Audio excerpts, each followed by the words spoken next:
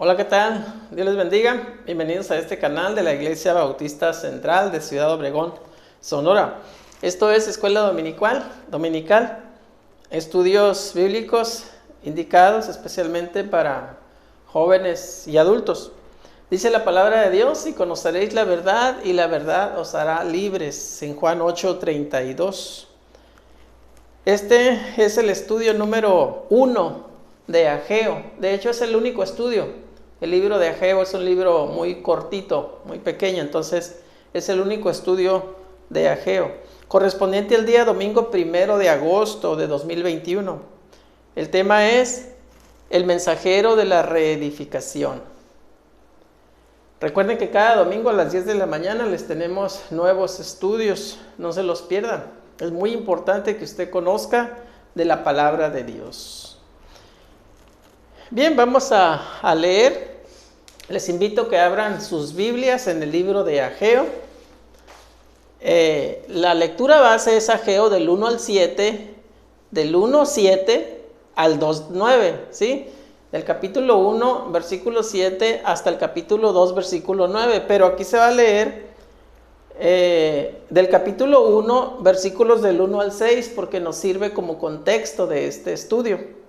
Bien, ya estamos listos para leer la palabra de Dios. Adelante. En el año segundo del rey Darío, en el mes sexto, en el primer día del mes, vino palabra de Jehová por medio del profeta Ageo a Zorobabel, hijo de Salatiel, gobernador de Judá, y a Josué, hijo de Jodasar, sumo sacerdote, diciendo: Así ha hablado Jehová de los ejércitos, diciendo: Este pueblo dice, no ha llegado aún el tiempo de que la casa de Jehová sea reedificada. Entonces vino palabra de Jehová por medio del profeta Ageo, diciendo: Es para vosotros tiempo, para vosotros de habitar en vuestras casas artesonadas, y esta casa está desierta. Pues así ha dicho Jehová de los ejércitos: meditad bien sobre vuestros caminos. Sembráis mucho y recogéis poco. Coméis y no os saciáis.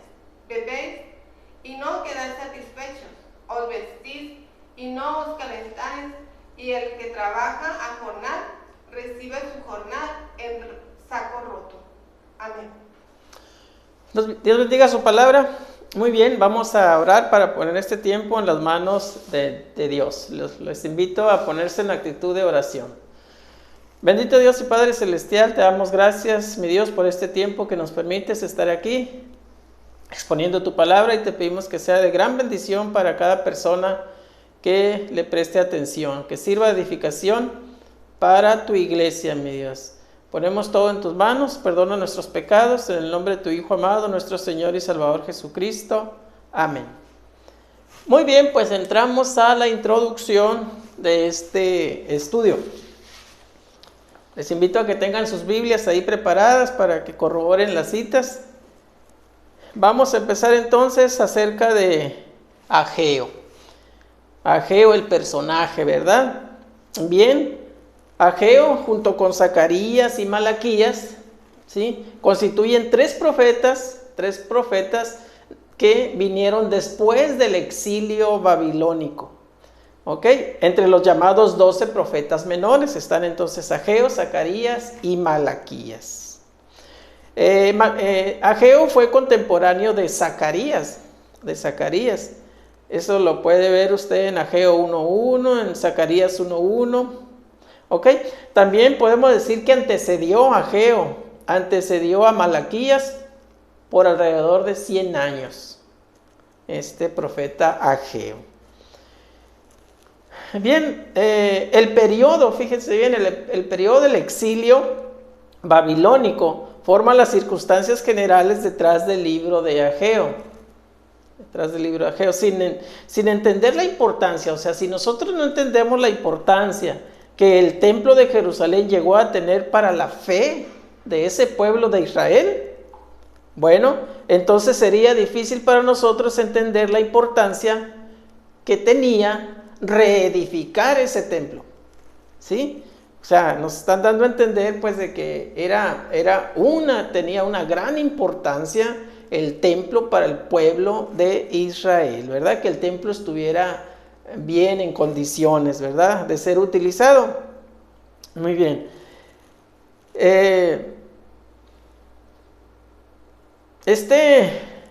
La destrucción del templo, fíjense bien, la destrucción del templo de Jerusalén, de ese gran templo salomónico que sucedió, esa destrucción sucedió por ahí, por el año 586 antes de Jesucristo.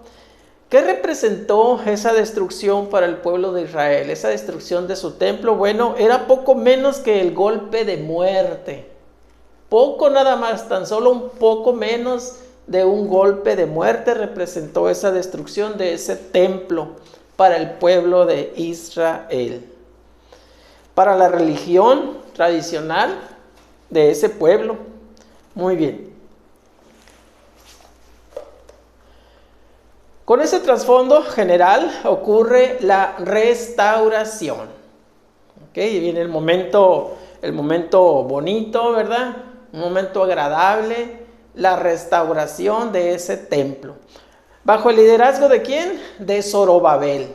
Zorobabel, Esdras y Nehemías, 3 grandes personajes de ese tiempo que fueron importantes en este acontecimiento de la restauración del templo de Israel, del templo de Jerusalén. Y con el permiso de los reyes persas, ya escuchábamos en la lectura, al principio de la lectura, o ustedes lo leyeron, que habla de Ciro, ¿verdad? Gobernador persa, del imperio persa, fue el que dio permiso, ¿verdad? Liberó al pueblo de Israel, lo liberó de la esclavitud babilónica, lo regresó a su tierra, con este fin de que restauraran el templo, de que restauraran las murallas. Muy bien. Con el permiso de los reyes persas, ya hablábamos de Ciro, ¿verdad? Contingentes de judíos habían regresado a Jerusalén, como ya decíamos, ¿verdad? De aquel exilio babilónico, para restablecer su vida nacional y religiosa. Muy bien. Entonces, vamos a poner una imagen, miren, para que sirva de comparativa acerca del templo salomónico y el templo reconstruido. Claro que es una cercanía, ¿verdad?, a la realidad, porque si usted busca, pues va a encontrar más o menos esto también, ¿no? Pero no quiere decir que sea exactamente una réplica. Entonces, así más o menos se dice que era el templo salomónico, que se destruyó, ¿en qué año decíamos? En el 586 antes de Cristo. Fue destruido este gran templo, ¿verdad? ¿Y cómo quedó en la reconstrucción que estamos hablando ahorita? Pues algo así, miren. Así quedó. Este sería el segundo templo. Muy bien. Ahora sí, estaríamos entrando al análisis del texto bíblico. Se divide en 3 subtemas. El primero es exhortación a la reedificación, basado en Ageo 1, del 7 al 11, y aquí tenemos el versículo 7. Dice: así ha dicho Jehová de los ejércitos, meditad sobre vuestros caminos. Meditad acerca de vuestros caminos. Muy bien, el verbo que Ageo usa 4 veces, meditar o reflexionar, ¿verdad? Quiere decir literalmente poner sobre vuestro corazón. Poner sobre vuestro corazón. Otra traducción podría ser: pensad bien sobre vuestros caminos, ¿verdad? Insta al pueblo a considerar tanto lo que había hecho como lo que había soportado. Que considere seriamente si había ganado algo, buscando su propio bien. Ya se daba cuenta usted en la lectura cómo tenían sus casas artesonadas, ¿verdad? Entonces, Y, o sea, estaban dedicando todo el tiempo para sí mismos, pero no le dedicaban tiempo al templo. Entonces, con esa lectura que escuchamos, nos dimos cuenta cómo ellos estaban trabajando para sí mismos y descuidando el templo. Entonces, buscaban su propio bienestar y sacrificando el lado de Dios. En vez de engañar a Dios, se habían engañado a ellos mismos. ¿Por qué decimos esto? Bueno, porque decía ahí, sembráis mucho y recoged poco. Tan solo un ejemplo, ¿verdad? Ahí está. No les rendía, pues. Así sucede cuando trabajamos para nosotros mismos y queremos acumular cosas, pero dejamos de lado a Dios. No nos rinde, no se nos nota, no nos rinde. Entonces, primero es Dios y después dice que todo viene por añadidura. Este pueblo, en esto que acabamos de leer, no estaba pensando así las cosas, ni haciendo así las cosas. Versículo 8, dice, subid al monte y traed madera, y reedificad la casa, y pondré en ella mi voluntad, y seré glorificado, ha dicho Jehová. Aquí les está diciendo que traigan madera y se pongan a reedificar la casa. Claro, la madera es tan solo una parte de todo lo que se necesitaba, ¿verdad? Sabemos que se necesitaban más cosas, pero por poner un ejemplo, aquí dice, traed madera. Mencionada específicamente por ser tal vez lo primero que se necesitaba, no para excluir otros materiales que sin duda también se necesitarían. Versículo 9 y 10 dice, buscáis mucho y halláis poco. Se repite un poco de la lectura que ya se hizo, ¿verdad? Aquí como para remarcarles todavía más cómo estaban haciendo las cosas, cómo estaban actuando este pueblo. Buscáis mucho y halláis poco, y encerráis en casa, y yo lo disiparé en un soplo. ¿Por qué? Dice Jehová de los ejércitos, por cuanto mi casa está desierta y cada uno de vosotros corre a su propia casa. Por eso se detuvo de los cielos sobre vosotros la lluvia y la tierra detuvo sus frutos. Bueno, implícita está no solo la falta de prioridad correctas, ¿verdad? Sino hasta la codicia de querer mucho. Aquí lo dice, de lo propio, mucho de lo propio, descuidando la parte de Dios, la reconstrucción del templo, descuidando eso, ¿verdad? Descuidando a Dios, ¿verdad? Descuidando, trabajaban para sí. Ahí dice, buscáis mucho y halláis poco. Muy bien. Entonces, hasta la lluvia fue una consecuencia de eso, cómo estaban actuando el pueblo, ¿verdad? Estaba mal, ¿verdad? Entonces hasta la lluvia se detuvo. Luego el versículo 11 dice, y llamé la sequía. Ahí está, ¿verdad? Todavía remarcando más lo de la lluvia, que no llovía. Dice, y llamé la sequía sobre esta tierra y sobre los montes, sobre el trigo, sobre el vino, sobre el aceite, sobre todo lo que la tierra produce, sobre los hombres y sobre las bestias, y sobre todo trabajo de manos. No llovía, entonces obviamente vino la sequía. Y la sequía es tremenda, trae muchas consecuencias malas, negativas, falta de alimento, ¿verdad? Ahorita mismo aquí en esta región hay una sequía. Hay que orar por la lluvia, hermanos, hay que orar para que llueva. El agua es vida, dice el dicho popular, ¿verdad? Y tiene mucho desierto, mucho de verdad, mejor, para que no se entienda como la palabra desierto, ¿verdad? Un lugar sin vegetación.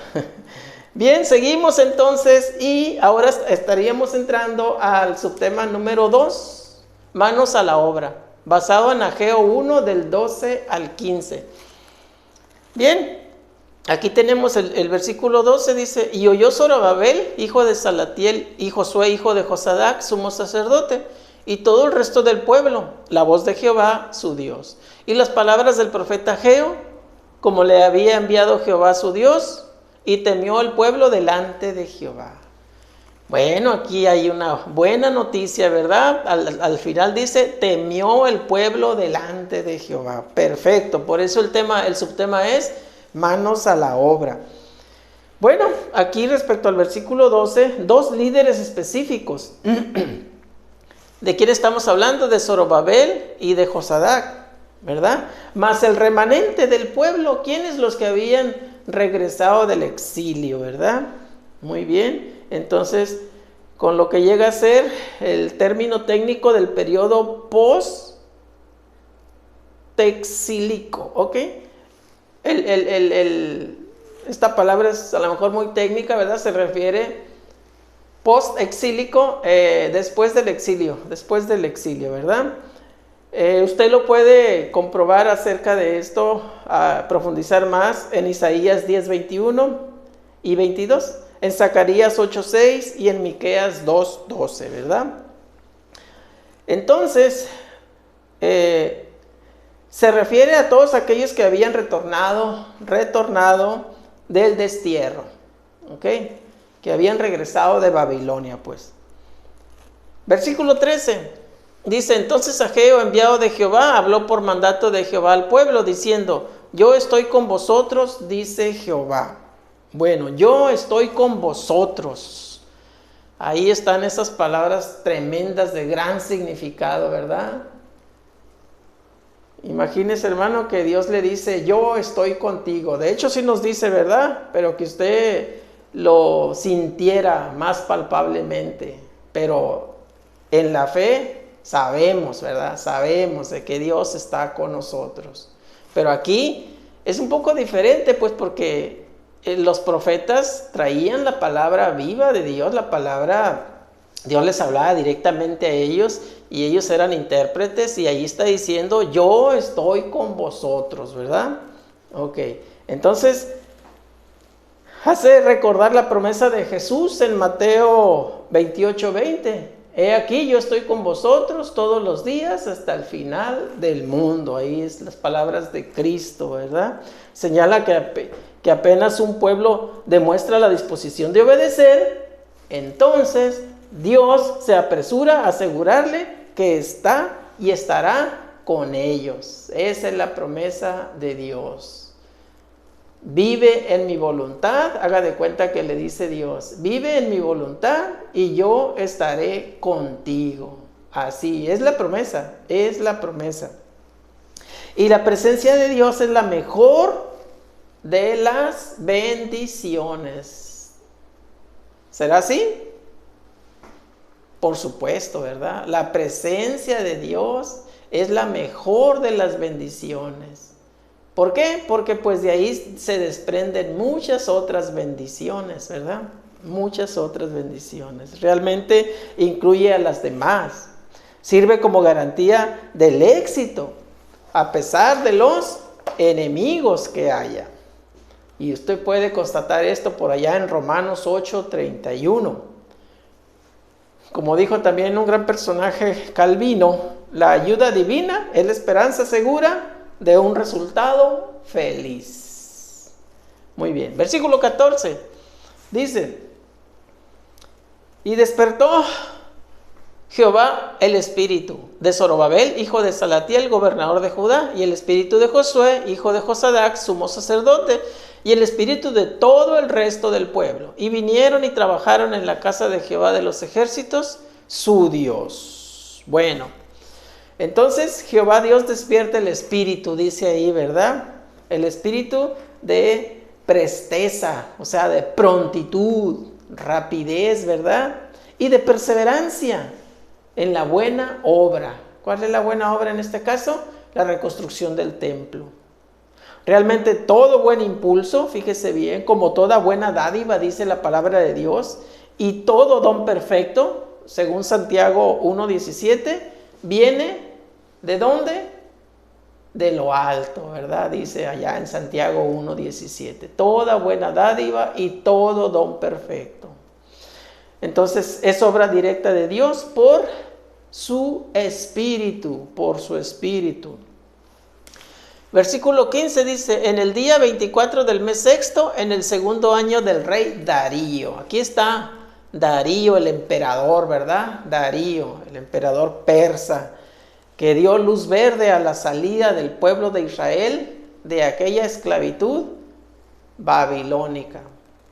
Entonces, el día 24 del mes sexto dice ahí, ¿verdad? En general, las otras fechas en el libro de Ageo, evidentemente señalan el tiempo en que fueron entregados los mensajes del Señor al profeta para que se los diera al pueblo, ¿verdad? En el 1.1, 2.1, 2.10 y 2.20. Ahora, esta fecha, día 24 del mes sexto, fíjese bien, parece cumplir otra función. ¿Cuál es? La de señalar cuándo realmente comenzó la reconstrucción del templo. Fíjese bien,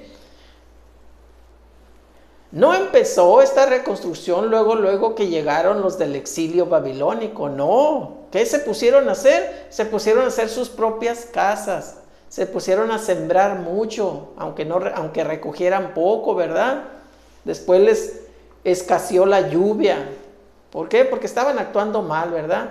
Entonces, hasta que les dice Dios, reflexionen, ¿verdad? Pónganse ¿cómo decía la palabra? Déjenme encontrarla. A reflexionar, ¿verdad? Entonces, analicen lo que están haciendo y vean que están mal. ¿Por qué?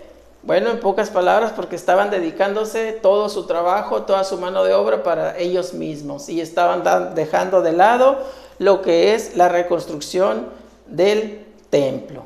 Perfecto. Entonces ahora estamos entrando enseguida aquí el tercer subtema, la gloria del nuevo templo, basado en Ageo 2, del 1 al 9. Y aquí tenemos los versículos del 1 al 5. Es algo de lectura, pero siempre que sea la palabra de Dios, nos debe dar ánimos de leerla, ¿verdad? Así es que vamos a leerla. Dice el versículo 2.1, dice: en el mes séptimo, a los 21 días del mes, vino palabra de Jehová por medio del profeta Ageo, diciendo, y ahora es el versículo 2, dice: habla ahora a Zorobabel, hijo de Salatiel, gobernador de Judá, y a Josué, hijo de Josadac, sumo sacerdote, y al resto del pueblo, diciendo: ¿quién ha quedado entre vosotros que haya visto esta casa en su gloria primera? ¿Y cómo la veis ahora?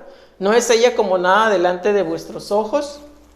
Pues ahora, Zorobabel, esfuérzate, dice Jehová, esfuérzate también, Josué, hijo de Josadac, sumo sacerdote, y cobrad ánimo, pueblo todo de la tierra, dice Jehová, y trabajad, porque estoy con vosotros, dice Jehová de los ejércitos, según el pacto que hice con vosotros cuando salisteis de Egipto, así mi espíritu estará en medio de vosotros, no temáis. Muy bien. Entonces, aunque han pasado casi 70 años que estuvieron allá en el exilio babilónico, ¿verdad? De esclavos. Evidentemente había gente presente, fíjese bien, los ancianos. Había gente presente que vio el templo salomónico antes de su destrucción. ¿Sí? Había gente ya, la gente más mayor, entonces habían presenciado la majestuosidad del templo salomónico. ¿Y qué está diciendo aquí? ¿Quién ha quedado entre vosotros que haya visto esta casa en su gloria primera? Se refiere al templo primero, al primer templo salomónico. ¿Y cómo la veis ahora? ¿No es ella como nada delante de vuestros ojos?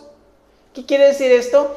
Que en cuanto tal vez a tamaño, o en cuanto a ornamento, a majestuosidad, a belleza, tal vez se quedó un poco abajo, ¿verdad? El segundo templo. En cuanto a eso, porque vamos a ver lo que sigue, fíjese bien. Entonces,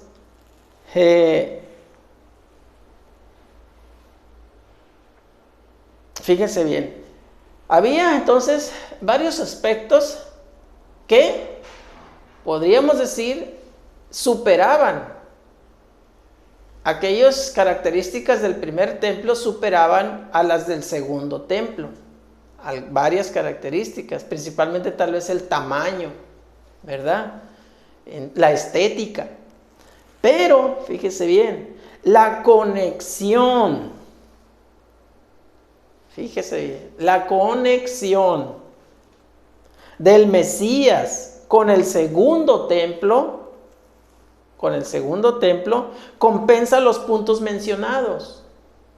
O sea, como que se equilibra entonces, ¿verdad? Entonces, primero como que veíamos el primer templo acá y el segundo aquí. Pero lo que acabamos de decir equilibra, ¿verdad? La conexión del Mesías con el segundo templo. Pues Él es el Mesías, pues. El Mesías es el cumplimiento de estos aspectos. Y por tanto el segundo templo es hasta superior al primero. Fíjese bien, hasta superior al primero. Dice, yo estoy con vosotros. Aquí ahí está subrayado, ¿verdad? Dice, mi espíritu estará en medio de vosotros, no temáis. Con eso se nivelaba, ¿verdad? Hasta superaba, ¿verdad? Este segundo templo al anterior. Muy bien. Entonces, solo en Cristo se cumplen plenamente estas alusiones proféticas. Vea Juan 2, del 19 al 21. Muy bien, versículo 6.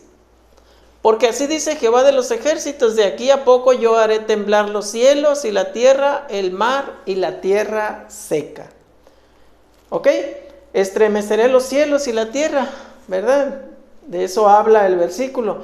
Ok, la frase es típica del lenguaje apocalíptico, como el que se encuentra en Hechos 2, del 19 al 21. El sacudimiento aludido empezó como introducción al primer advenimiento del Mesías. Es decir, que la introducción de todo esto fue la primera venida de nuestro Señor Jesucristo. Y será terminado con su segunda venida, ¿verdad? Que estamos esperando todos los hijos de Dios. Segunda venida de nuestro Señor Jesucristo. Versículos 7 y 8. Dice, y haré temblar a todas las naciones y vendrá el deseado de todas las naciones. Y llenaré de gloria esta casa, ha dicho Jehová de los ejércitos. Mía es la plata, mío es el oro, dice Jehová de los ejércitos.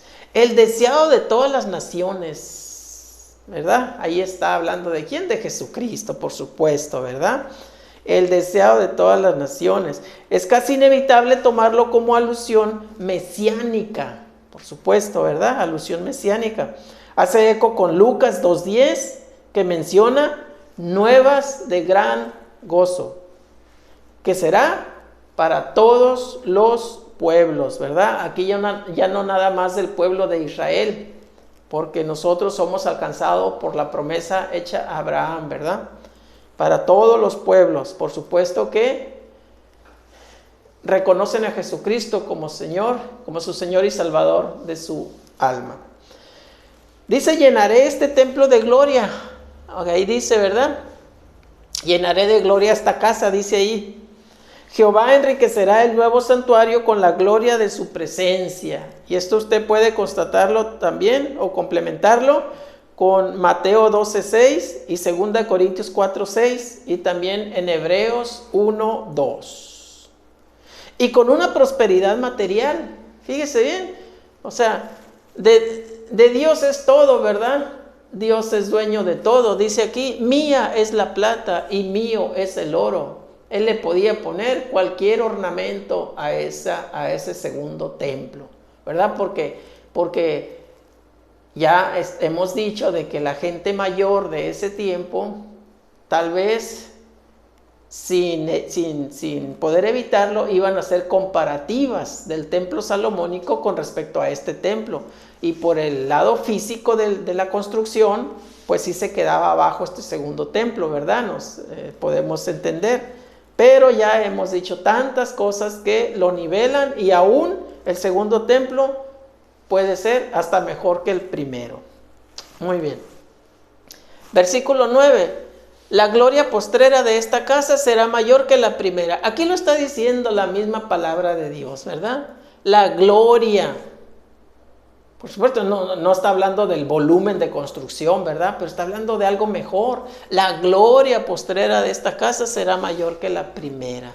Ha dicho Jehová de los ejércitos, y daré paz en este lugar. Algo importantísimo también, ¿verdad? Dice Jehová de los ejércitos. Entonces, el resultado final será un templo más glorioso que el primero, en un ambiente de paz, como está escrito ahí en la palabra de Dios, que posibilitará para todo hombre una vida abundante y con propósito. Una vida abundante y con propósito. Muy bien, ¿qué podemos aplicar? ¿Qué podemos aplicar de todo esto que hemos dicho, de este estudio? Bueno, pues tenemos 3 puntos, ¿verdad? 3 puntos. Las promesas del Señor. Las promesas del Señor son mías. Cada quien puede decirlo así. Son nuestras, hermanos. Las promesas del Señor es cuestión de que nosotros nos hagamos el firme propósito de hacerlas nuestras. Puede leer Hebreos 11 del 39 y 40. Nos toca ver y atesorar varios aspectos de su cumplimiento. Otras dimensiones se reservan para la segunda venida de nuestro Señor Jesucristo. Entonces las promesas del Señor son nuestras. Número 2, el templo de reunión. Bueno, la importancia del templo, hablando del templo físico, hermanos, en la avenida nacional, en la vida nacional judía, es a veces casi exagerada. Y sin embargo puede señalarnos algo de la solicitud, señalarnos a nosotros, algo de la solicitud que debemos prestar al lugar donde se reúne el pueblo de Dios, donde nos reunimos nosotros, prestarle solicitud, atención, ¿verdad? Ok, es también un símbolo de nuestra unidad y un aspecto de nuestro testimonio ante el mundo. Estamos hablando del templo donde nos reunimos, usted y yo. Punto número 3. Nuestra primera prioridad.